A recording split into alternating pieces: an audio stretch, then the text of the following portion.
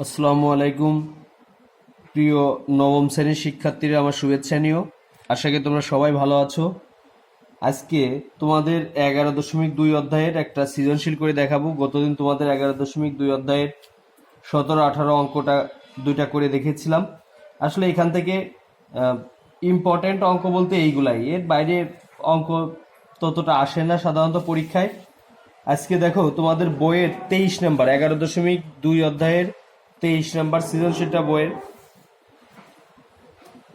একটি ত্রিভুজের বাহুগুলোর অনুপাত 5:12:13 এবং পরিসীমা 30 সেন্টিমিটার। অর্থাৎ ত্রিভুজে কয়টা বাহু? তিনটা বাহুর আমাদের অনুপাত দেওয়া আছে, একটা 5, একটা 12, একটা 13, এবং ত্রিভুজের পরিসীমা বলতে কি তিনটি বাহুর যোগফল যে মানটা আসে সেটা হচ্ছে পরিসীমা। তার মানে এখানে যে বাহুগুলো আছে সেই বাহুগুলোকে যোগ করলে 30 সেন্টিমিটার পাওয়া যাবে। ত্রিভুজটি অঙ্কন করো। ক নম্বর, ত্রিভুজটি অঙ্কন করো এবং কোণ ভেদে ত্রিভুজটি কি ধরনের তা লিখো। কোণ ভেদে ত্রিভুজ কয় প্রকার? 3 প্রকার। একটা হচ্ছে সমকোণী, সূক্ষ্মকোণী, আর হচ্ছে স্থূলকোণী। আর বাহুভেদেও 3 প্রকার: সমবাহু, সমদ্বিবাহু, বিষমবাহু। এই হচ্ছে কোণ ভেদে, তার মানে সমকোণী না সূক্ষ্মকোণী না স্থূলকোণী সেটা আমরা বের করবো এখানে। খ নম্বর, বৃহত্তর বাহুকে দৈর্ঘ্য এবং ক্ষুদ্রতর বাহুকে প্রস্থ ধরে অঙ্কিত আয়তক্ষেত্রের কর্ণের সমান বাহুবিশিষ্ট বর্গের ক্ষেত্রফল নির্ণয় করো। বাহুবিশিষ্ট বর্গের, অর্থাৎ বৃহত্তর বাহুকে দৈর্ঘ্য, আমরা এখানে দেখো 3টা বাহু দেওয়া আছে, আমরা এখানে তো ত্রিভুজটা অঙ্কন করব, সেখানে আমরা বাহুগুলা পেয়ে যাব। সেই বাহুগুলোর মধ্যে সবচেয়ে বড় বাহুটাকে দৈর্ঘ্য ধরবো, কারণ দৈর্ঘ্য সবসময় কি হয়? বড় হয়। আর ক্ষুদ্রতর অর্থাৎ ছোট বাহুটাকে আমরা প্রস্থ ধরবো। ধরে অঙ্কিত আয়তক্ষেত্রের কর্ণের সমান ধরার পরে আমরা আয়তক্ষেত্রের কর্ণ বের করব। সেই কর্ণটাকে বর্গের একটা বাহু ধরবো। বর্গের বাহু ধরে বর্গের ক্ষেত্রফল নির্ণয় করো, অর্থাৎ কর্ণের অঙ্কিত আয়তক্ষেত্রের কর্ণের সমান বাহু বিশিষ্ট বর্গের ক্ষেত্রফল নির্ণয় করো। তার মানে আয়তক্ষেত্রের যে কর্ণটা হবে সেটাই বর্গের একটা বাহু হবে। তখন আমরা বর্গের ক্ষেত্রফল নির্ণয় করব। বর্গের ক্ষেত্রফল সূত্র হচ্ছে 1 বাহুর দৈর্ঘ্যের হোল স্কোয়ার। গ নম্বর, উক্ত আয়তক্ষেত্রের দৈর্ঘ্য 10% এবং প্রস্থ 20% বৃদ্ধি পেলে ক্ষেত্রফল শতকরা কত বৃদ্ধি পাবে? উক্ত আয়তক্ষেত্রের দৈর্ঘ্য বৃদ্ধি পাবে 10%, প্রস্থ 20%। এর আগে আমরা 18 নম্বর অঙ্কটা করেছিলাম, দৈর্ঘ্য 10% বৃদ্ধি আর প্রস্থ 10% হ্রাস। এখানে দেখো দুইটাই বৃদ্ধি পাচ্ছে, একটা 10% আর একটা 20%। আমরা 17 নম্বর অঙ্কটা করেছিলাম, সেখানে দুইটাই 10% বৃদ্ধি পেয়েছিল, আর এখানে একটা 10 একটা 20%। তাহলে ক্ষেত্রফল শতকরা কত বৃদ্ধি পাবে তাই আমরা বের করব। তাহলে প্রথমে আমরা ক নাম্বারটা দেখি, ত্রিভুজটা আগে অঙ্কন করব এবং কোণ ভেদে ত্রিভুজটি কি ধরনের তালিকা। ত্রিভুজটা অঙ্কন করার আগে আমরা ত্রিভুজের বাহুর দৈর্ঘ্যগুলো বের করে নিব। তাহলে মনে করি ত্রিভুজের বাহুগুলো এখানে আমরা ধরে নিব। মনে করি ফার্স্টে আমরা লিখব মনে করি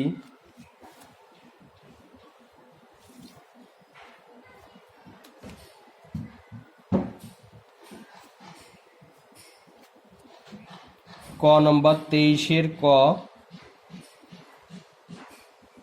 11.2 অধ্যায়ের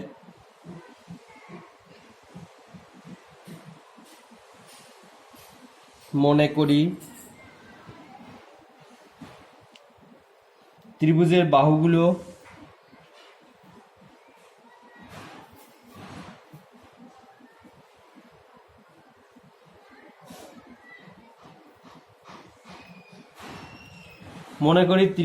বাহুগুলো কত কত? প্রথমটা 5:12:13, তারপরে প্রথমটা 5x, তারপরটা ধরবো 12x এবং লাস্টেরটা 13 আছে, তার মানে 13x। এত কি হবে? সেন্টিমিটার। এই মানটা দেওয়া আছে। এইবার আর দেওয়া আছে কি? পরিসীমা দেওয়া আছে। এই মানটা আমরা ধরে নিলাম, পরিসীমা দেওয়া আছে 30 সেন্টিমিটার। তার মানে এই তিনটা বাহুকে যোগ করলে কি পাওয়া যায়? 30 পাওয়া যায়। তাহলে আমরা লিখবো প্রশ্ন মতে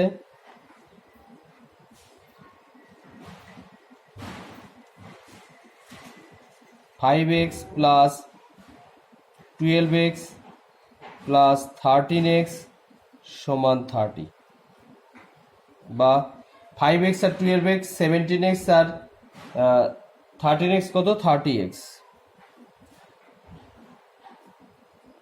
ইকুয়াল টু 30 বা x equal to 30 divided by 30 কাটাকাটি করলে x ইকুয়াল টু কত 1। তাহলে x ইকুয়াল টু যদি 1 হয় তাহলে বাহুগুলো আমরা কি পাবো 5 ইন্টু 5 আর x এখানে কি আকারে আছে গুণ আকারে আছে, তাহলে 5 আর 1 গুণ করলে হবে 5, 12 আর 1 গুণ করলে 12, 13 আর 1 গুণ করলে 13। তাহলে বাহুগুলোর দৈর্ঘ্য হবে 5 সেন্টিমিটার, 12 সেন্টিমিটার এবং 13 সেন্টিমিটার। তাহলে আমরা লিখে দেবো অতএব বাহুগুলো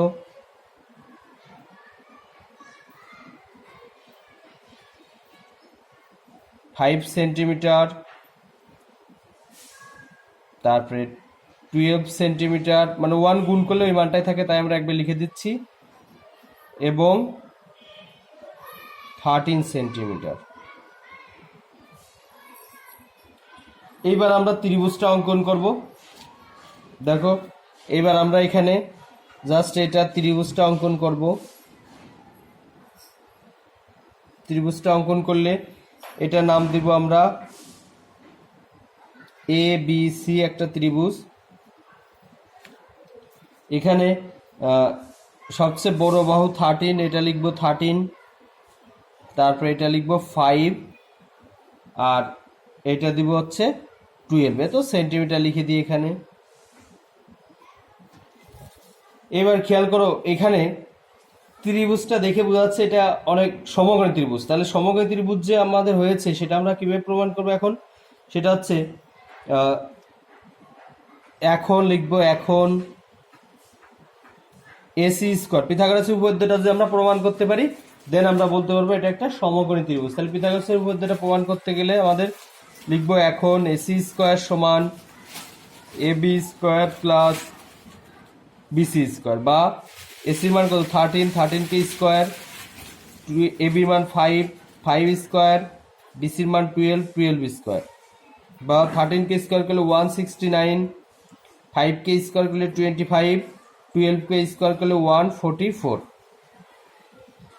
অতএব 169, 25 আর 144 প্লাস করলে 169। দেখো এখন দুইটা সমান, তার মানে অতিভুজ স্কোয়ার সমান লম্ব স্কোয়ার প্লাস ভূমি স্কোয়ার, এই দুইটা মান সমান। তাহলে আমরা বলতে পারবো কি, অর্থাৎ ত্রিভুজটি পিথাগোরাসের উপপাদ্য সমর্থন করে,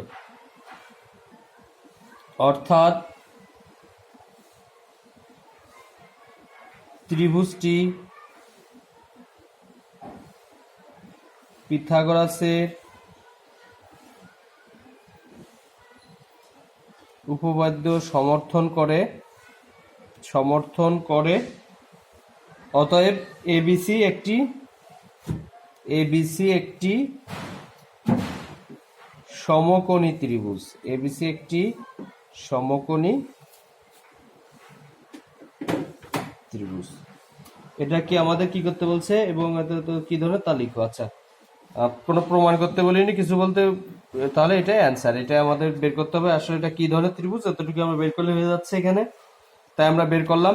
তাহলে আমরা এখানে কি করলাম, প্রথমে আমরা বাহুগুলো ধরে নিচ্ছি অনুপাত অনুযায়ী, শুধু এক্স 5, 12 বা 13 অনুপাত আকারে আছে, 5:12:13, তাহলে আমরা এখানে 5x, 12x আর 13x ধরছি।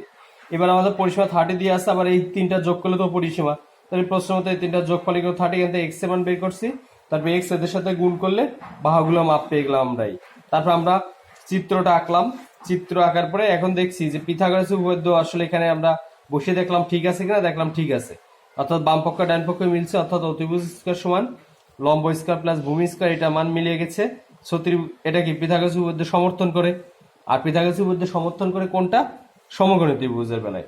তার অতএব লিখে দেবো অতএব এবিসি একটি সমকোণী ত্রিভুজ, কারণ আমাদের বলছে ত্রিভুজটি কোণ ভেদে কি ধরনের, কোণ ভেদের তিনটা, একটা সমকোণী, সূক্ষ্মকোণী আর স্থূলকোণী।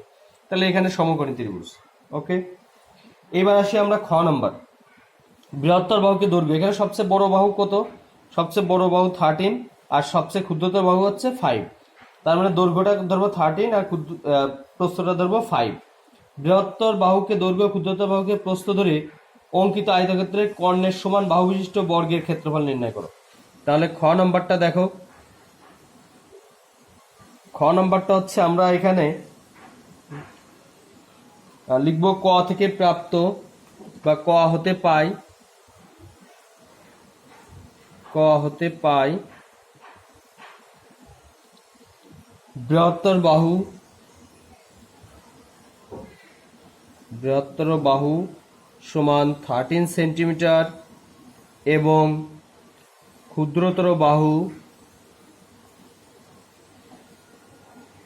সমান 5 সেন্টিমিটার। ক্ষুদ্রতর বাহু সমান 5 সেন্টিমিটার। এবার আসি আমরা বৃহত্তর বাহু ক্ষুদ্রতর বাহু ধরে নিলাম। এবার আমরা চিত্রটা অঙ্কন করব। এখানে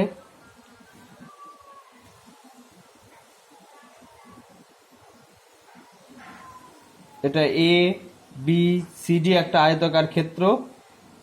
দৈর্ঘ্য অর্থাৎ বিসিটা এখানে দৈর্ঘ্য, এটা ধরছি আমরা 13, তাহলে এডির মানটাও 13, এ বির মানটা ধরছি 5 এত সেন্টিমিটার, তাহলে সিডির দৈর্ঘ্য এত 5 এত সেন্টিমিটার, তো সেন্টিমিটার এটা সেন্টিমিটার। ওকে, এখন আমাদের কর্ণ, এখান থেকে আমরা একটা কর্ণের দৈর্ঘ্য নির্ণয় করব। আমরা এসি কর্ণের দৈর্ঘ্যটাই নির্ণয় করব। এসি কর্ণের দৈর্ঘ্যটা বের করার পরে এই কর্ণের দৈর্ঘ্যটাকে বর্গের একটা বাহুর দৈর্ঘ্য ধরে তার ক্ষেত্রফল নির্ণয় করব। তাহলে আমরা এখানে লিখব চিত্র হতে আয়তক্ষেত্রের দৈর্ঘ্য, লিখব চিত্র হতে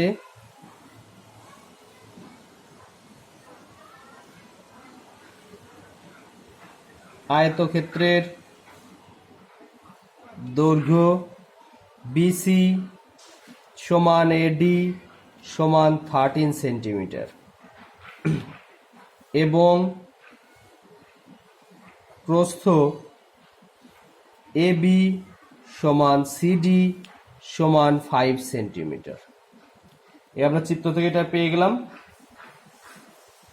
যেহেতু আয়তক্ষেত্রের প্রতিটি কোণ সমকোণ, আয়তক্ষেত্রে কি আমরা আয়তক্ষেত্রের সংজ্ঞা কি জানি, যে চতুর্ভুজের বিপরীত বাহুগুলো পরস্পর সমান ও সমান্তরাল এবং প্রত্যেকটি কোণ সমকোণ। তার মানে আয়তক্ষেত্রের কি প্রত্যেকটি কোণ সমকোণ অর্থাৎ 90 ডিগ্রি। সো তাহলে আমরা এখানে এবিসি একটা, এই কোণটা কত ডিগ্রি, 90 ডিগ্রি হবে। তাহলে এবিসি একটা কি ত্রিভুজ, সমকোণী ত্রিভুজ। আর এবিসি ত্রিভুজ যদি সমকোণী ত্রিভুজ হয়, এখান থেকে আমরা পিথাগোরাসের উপপাদ্য অনুযায়ী অতিভুজ স্কয়ার, এই এসিটাকে যে অতিভুজ ধরি, অতিভুজ স্কয়ার সমান লম্ব স্কয়ার প্লাস ভূমি স্কয়ার, আমরা মানটা বের করতে পারবো। তাহলে আমরা এখন লিখি, যেহেতু আয়তক্ষেত্রের, এখানে লিখে দেব যেহেতু আয়তক্ষেত্রের প্রতিটি কোণ সমকোণ, অতএব পিথাগোরাসের উপপাদ্য অনুসারে এটা হচ্ছে এবিসি ত্রিভুজে পিথাগোরাসের উপপাদ্য অনুসারে,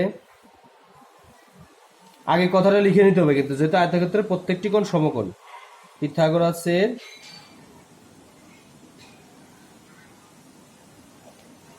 উপপাদ্য অনুসারে পাই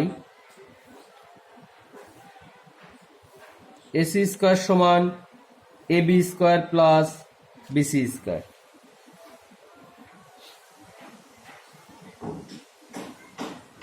বা এসি সমান root over AB square plus BC square. এইখান থেকে এখন মান বসিয়ে দিব, সমান এবির মান কত 5 স্কয়ার প্লাস বিসির মান কত 13 স্কয়ার, পুরাটা রুট, 5কে স্কয়ার করলে 25, 13কে স্কয়ার করলে 169, দুইটাকে যোগ করলে আসবে হচ্ছে রুট ওভার 194। তার মানে এসির মানটা কত বের হলো, রুট ওভার 194। এখন এই এসি হলো এবিসি সিডি আয়তক্ষেত্রে কি, এসি হলো এবিসিডি আয়তক্ষেত্রের কর্ণ। তাহলে প্রশ্ন মতে এখানে এসি হলো আয়তক্ষেত্রের কর্ণ। প্রশ্ন মতে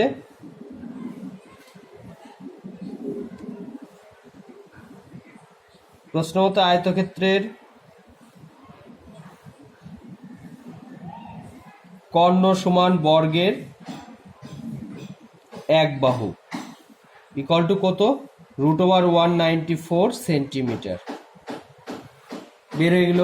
অতএব বর্গের ক্ষেত্রফল,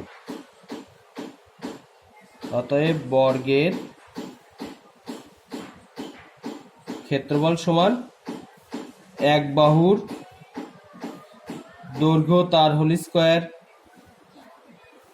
সমান 194 তার হোল স্কোয়ার ইকুয়াল টু 194। তাহলে বর্গের ক্ষেত্রফল কত হবে? এত বর্গ সেন্টিমিটার, এত বর্গ সেন্টিমিটার। এইটাই অ্যান্সার। এবার আসি আমরা গ নাম্বারে। গ নাম্বারটা মূলত এর আগে আমরা যে অঙ্ক গত দিনের যে 17-18 অঙ্কটা করেছিলাম একেবারে সেম ওইরকমই। দেখো গ নাম্বারটা প্রথমে আমরা খ থেকে পাই, খ হতে পাই আয়তক্ষেত্রের দৈর্ঘ্য সমান 13 সেন্টিমিটার এবং প্রস্থ সমান 5 সেন্টিমিটার। অতএব ক্ষেত্রফল, অতএব আয়তাকার ক্ষেত্রের ক্ষেত্রফল কত হবে? 13 ইন্টু 5 বা এটাকে গুণ করলে আসবে 65 বর্গ সেন্টিমিটার। এই হচ্ছে আমাদের ক্ষেত্রফলটা বের হয়ে গেলে এবার দৈর্ঘ্যটা 10% বৃদ্ধি পাবে। তাহলে 10% বৃদ্ধিতে আগের ওই লেখাগুলাই 10% বৃদ্ধিতে নতুন দৈর্ঘ্য, 10% বৃদ্ধিতে নতুন দৈর্ঘ্য কত হবে? 13 প্লাস 13 এর 10%, এত সেন্টিমিটার। এখান থেকে আমরা মান বের করব। 10% মানে 1/100, এটা কাটাকাটি করলে পয়েন্ট 1 আসবে। 1 সাথে আমরা 13 গুণ করলে আসে 13 ইন্টু 1.3। তাহলে আমাদের এখানে একবারে মানটা আসবে 14.3 এত সেন্টিমিটার। একইভাবে আমরা 20% বৃদ্ধিতে নতুন প্রস্থ 5 প্লাস 5 এর 20% এত সেন্টিমিটার। তাহলে এটা মান আসবে কত? এটা মান আসবে হচ্ছে 20% মানে 20/100, কাটাকাটি করলে 5 5 1 অর্থাৎ 6 চলে আসে এখানে। অর্থাৎ এরকম 20/100 তো কাটাকাটি করলে কত? 5। আবার এই 5 আর এখানে যে 5 আছে এই 5টা কেটে যায়, তাহলে কত থাকে? 1 আর 5 যোগ করলে 6 সেন্টিমিটার। অতএব নতুন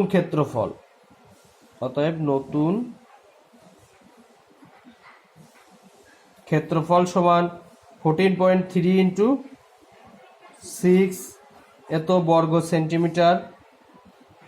এদেরকে গুণ করলে আসবে 14.3 গুণ 6 85.8 বর্গ সেন্টিমিটার।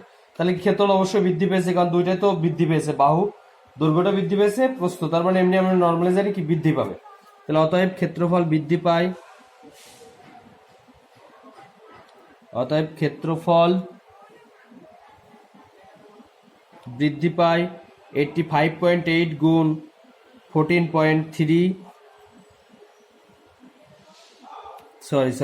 ক্ষেত্রফল বৃদ্ধি পায় 85.8 মাইনাস আগের মূল ক্ষেত্রফলটা কত ছিল? 65 এত বর্গ সেন্টিমিটার। এটাকে মাইনাস করলে আসে -65 20.8 বর্গ সেন্টিমিটার। এটা মানটা আসে কত? 20.8 বর্গ সেন্টিমিটার। তাহলে এবার ক্ষেত্রফল শতকরা বৃদ্ধি পায়, ক্ষেত্রফল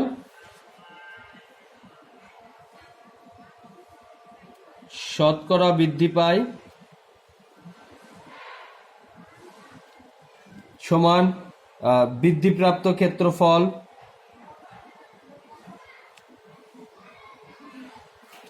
ডিভাইডেড বাই মূল ক্ষেত্রফল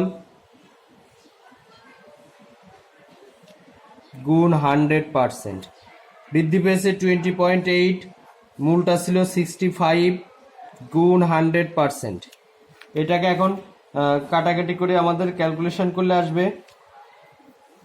28.5 ইন্টু 100 ভাগ 65 32, তাহলে এটা আসবে হচ্ছে 32%। এটাই আমাদের অ্যান্সার। তাহলে তোমরা এই অধ্যায়টা ভালো করে করবা। এর সাথে 11.1 মূলত দুইটা কম্বাইন্ড সৃজনশীল আসে, সো 11.1টা তোমরা সিটির জন্য একটু দেখবা, পাশাপাশি এই অধ্যায় সৃজনশীল বা এই অঙ্কগুলো ভালো করে প্র্যাকটিস করবা। ওকে, আল্লাহ হাফেজ।